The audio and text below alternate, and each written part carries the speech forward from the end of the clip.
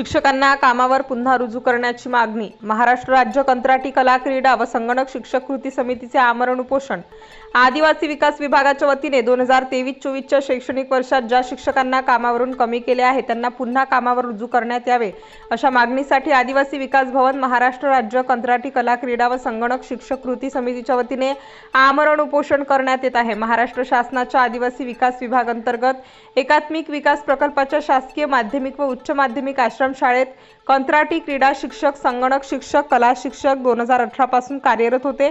त्यानंतर शासकीय भरतीचे सर्व नियम पाळून झालेले आहेत। त्यात शिक्षकांची चाळणी परीक्षा होऊन त्यामध्ये उत्तीर्ण झालेल्या उमेदवारांचे कागदपत्रे तपासणी, चारित्र्य पडताळणी, वैद्यकीय चाचणी झालेली होती। असे असतानाही 2023-24 या शैक्षणिक वर्षात सदर शिक्षकांना कामावरून कमी करण्यात आले आहे।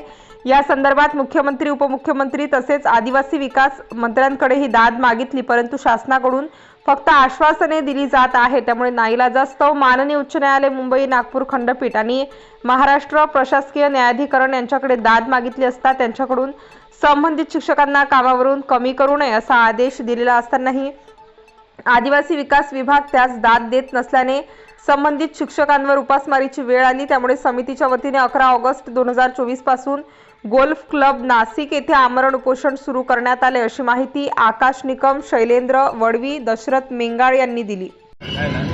नमस्कार, मी आकाश श्याम निकम, क्रीडा शिक्षक, नाशिक प्रकल्प।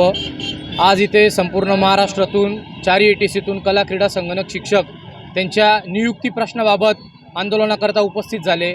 गेल्या 1.5 वर्षांपासून आम्हाला मंत्री महोदयांकडनं आणि या प्रशासकीय अधिकाऱ्यांकडनं आमची हेळसांड झालेली आहे। 1.5 वर्षापासून आमच्यावर उपासमारीची वेळ आलेली आहे। एकीकडे आदिवासी विकास आश्रमशाळेतील विद्यार्थी या विषयांपासून वंचित आहे गेल्या 1.5 वर्षापासून, आणि आम्ही बेरोजगार झालेलो आहेत।